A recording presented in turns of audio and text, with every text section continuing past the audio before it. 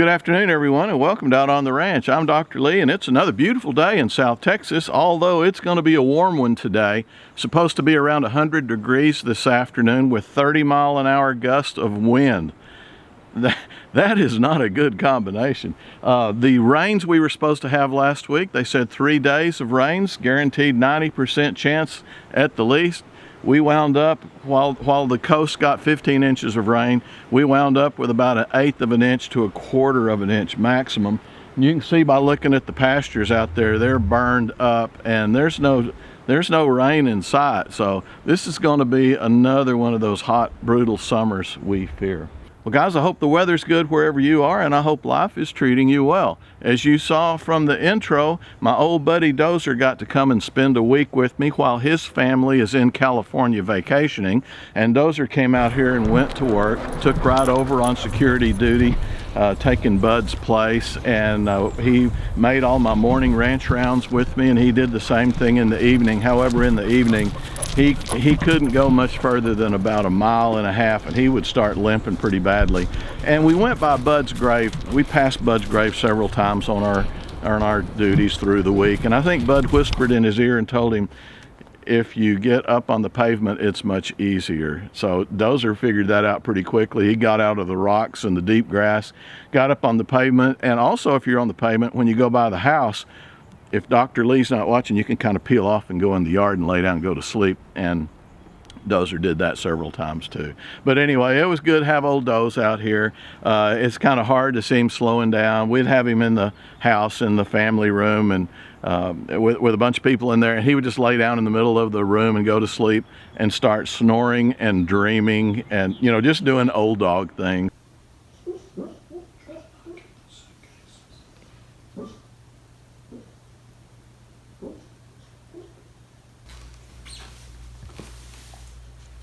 Are you having a bad dream? Kind of sad to see that, because man, when he was a young pup, he would come out here in these pastures and just rip them up, man. He would wear out all the humans, and he would wear out all the other dogs too. He was a bundle of energy and quite the young athlete. But anyway, great dog. Allie even commented, she said, "Dad, you really enjoyed having a big dog around, didn't you?" And I said, "Yeah, it's good to have a big dog. You know, we still have Marty, but he's not the brightest. He's not the brightest dog, and he doesn't have much personality. He's sweet and he's a kind little dog, but he's not really a good candidate for a ranch dog. He's more like having a pet possum, if you know what I mean." And folks, looking back through some of the videos, I noticed in the comments section, a lot of you people have been asking about the three-legged deer. And I apologize because I pretty much abandoned that subject. But to answer your question, we have not seen him since December.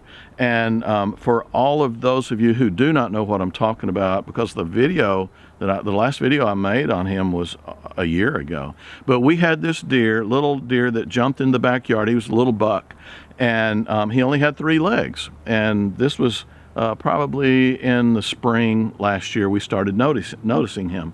And we'd see him, and we'd go out in the backyard, and there'd be 4 or 5 deer, and they'd all jump out except him, and he would stay in the backyard when the others jumped the fence and ran. I think because at first it was more difficult for him to jump fences. And so he would stay a little bit longer, and because of that, he became a little bit more acclimated to having humans around, and we could get closer to him. So I got a lot of good video of him in our backyard, just back there munching on the plants and all. But I did, in the video that I made of him, I asked the question, what do you think an injury like this, i.e. loss of a complete front leg, what do you think an injury like this would create the biggest problem in? Walking, jumping, or running? And then I showed this video right here, and you can see he struggles to walk a little bit, but he has no problem running. He can run like the wind, and watch him go over this fence. This little dude can jump any fence on this ranch. So anyway, that's the way I started it out. And then for months after that, when I was showing game camera clips, I would show a few clips of him too. And he did fine with all the other deer on the ranch. He socialized with them. He played games with them. With the younger bucks that all get together and do the head butting out in the middle of the field and goofing around.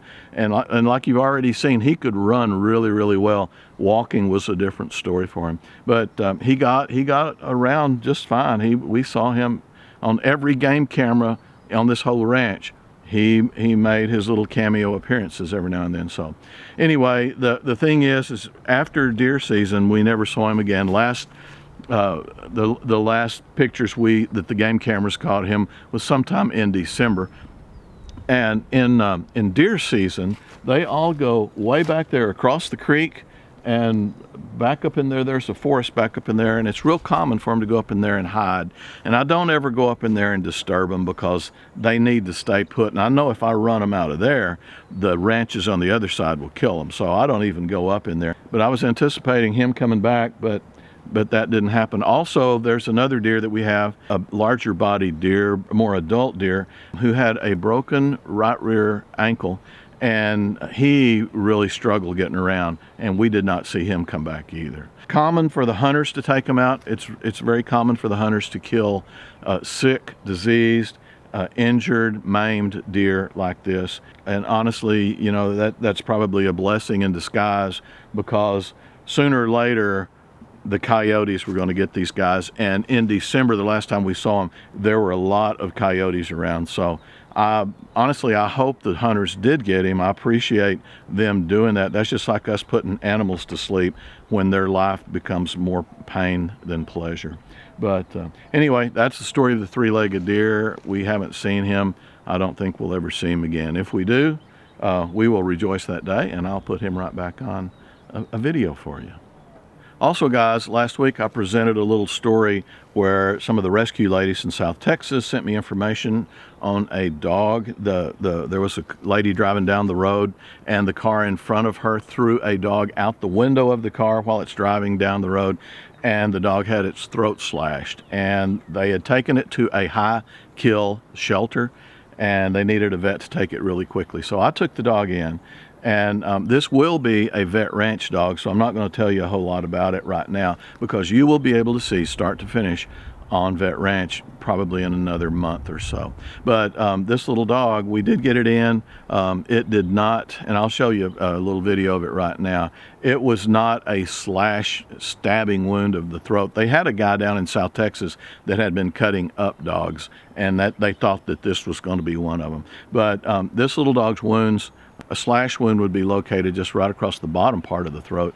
And this dog, its wounds go 360 degrees all the way around the neck. So it had some type of a constricting device put around its neck. We have no clue what it is. Could have been some kind of a choke chain. It could have been a collar. It could have been a flea collar. It could have been a wire. Nobody really knows what it is. Could have been one of those really heavy-duty rubber bands as well. I've cut those out of dogs' throats before too. But nevertheless, we took the little dog in, and the little dog is doing very, very well. And she is a sweet little dog, just a beautiful dog too. She's got the coolest looking eyes. And we will have that, like I said, on Vet Ranch pretty quickly. So anyway, thanks for your questions and comments about that too. And that little dog will do just fine. And like I told you, I've been spending a lot of time lately with Uncle Floyd. As I told you, he had to institutionalize his wife because of severe, severe dementia. His life and her life have been hell for the last 6 to 12 months. And he just knew that he could take care of her, but as all of y'all who have taken care of a patient with Alzheimer's or dementia knows, there becomes a point where you just got to get help. And he went way beyond that point just because he knew he could do it. But anyway, it is what it is, and Floyd's pretty much living a lonely life now. He's by himself, so I try to go up there all the time. And if nothing else, just make a showing and take him to a store or something like that, or just sit around and shoot the breeze. So we had a couple of doctor visits last week, and between those doctor visits, we had a big gap of time, and I just just happened to have my camera in the back of the truck. So I got this little clip. He wanted to talk to you guys. So here you go. Here's Floyd. Well, good afternoon, Floyd. How are you today? I'm doing fairly well, thank you. It's good to be back to visit with our friends all over the world again. Yeah, you've kind of been a stranger here recently because you've had a lot going on. You've had a lot on your plate, haven't you? I have. We had to put my wife in the hospital and nursing home. Yeah. And I have a bone marrow problem that I have to take chemotherapy shots for. But fortunately, we've been taking the shots every 6 weeks, and we had them postponed an extra 3 weeks this time, rather. And so I'm feeling pretty good about that. Other than needing a little strength, I feel great. Yeah. I just feel good. Yeah. Well, I know it's emotionally traumatizing to deal with someone with Alzheimer's and dementia, and especially when it's your bride. Yes. And very hard. We've had so many of our subscribers leave comments on our videos that they've been through the same thing, and I'm sure you've probably been able to feel their prayers because they've been thinking good thoughts for you and your wife, and also praying for you a lot too. So they really they've really been doing their part to try to keep our spirits up. So yes, I hope they'll just keep on praying because that's the main thing we got, and yeah, that's what sees us all through these problems. yeah, And it's a little bit rough on me at my age to start a new life, but if that's the way the Lord wants it, that's the way He wants it. We'll do it. We'll do whatever we have to do, won't we? We'll do it. You Yeah. bet. Yeah, it's hard to imagine that almost 104, now you're kind of starting a single man's life all over again. Exactly. And living by myself, and yeah, I did move into Plaza on the River, which is a nice place, and I can have my meals regularly and transportation, and so it works out real good. And yeah, and I can go see Lynn. yeah. I can go all over town, and of course I got my scooter, and I can go on it. You Yeah. know that. I'm not gonna give it up. You've got the Cadillac scooter. Yeah, I do. Yeah. And I'm just not gonna quit living just 'cause I'm getting old. No. Yeah. No, God didn't put you here for 104 years for you to give up, did He? Exactly. Yeah. He wants me to keep plugging away. Yeah. Well, all righty. Well, I wanted to get a little bit of you on here just for this quick video today, and let you kind of say hi to all the people, because I know you've been away for a little bit, and I know they've been really worried about you, and I know they wanted to see you. So Yes. I'm glad you're on this video today. And I want to thank everybody for their cards and their prayers and Yeah. their love and their concern for me. And it's just a great feeling to have people that are concerned about you and love you. Yeah. Well, you're a pretty easy guy to love. I don't know. That's what a lot of the women say. Well, that's what matters. You don't care what the guys say. Oh, exactly. That's the way it goes. All righty. So, Very good. Well, thanks for being on this video today, and we will have a longer video of you on here pretty soon too. I hope so, yes. We're working on that, and we'll get that on soon. But anyway, thanks for being on the video today, Floyd. Okay, and folks, I'll see you again real soon. And this is Uncle Floyd with Dr. Lee out on the ranch. See you later.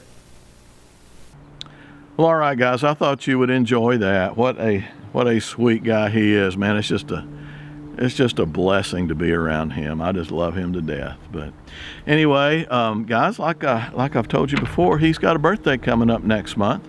And if you would like to send him a birthday card, his birthday's on the 16th, so you got plenty of time. If you'd like to send him a birthday card, send it to Uncle Floyd, care of yours truly, and all that mess. is down in the description of this video. And here's what we have so far for Mr. Birthday Boy. And each of these little bundles represents 25 birthday cards. And there's probably 300, maybe more than that now. And I haven't even been to the post office in the last couple of days. So we get probably 10 to 12 cards per day. So they are stacking up. He's going to have so much fun with this. I can't wait to see his face when he opens it up. Also, for those of you who have taken advantage of me posting my post office box, and you have sent him cards and letters about dementia and Alzheimer's and having to institutionalize his wife, he really, really appreciated that. And even I got a few nice cards from you guys too, so I thank you very much. Well, guys, that's about it from out here on the hot ranch today. It's about time for old Dr. Lee to go in the house, and I'm going to be done with the great outdoors until about 7 o'clock tonight. I hope you guys are doing well where you are. Hope the weather's being kind to you. I look forward to seeing you next time. And oh, by the way, always remember I love you. You guys take care. We'll see you soon. Bye-bye now.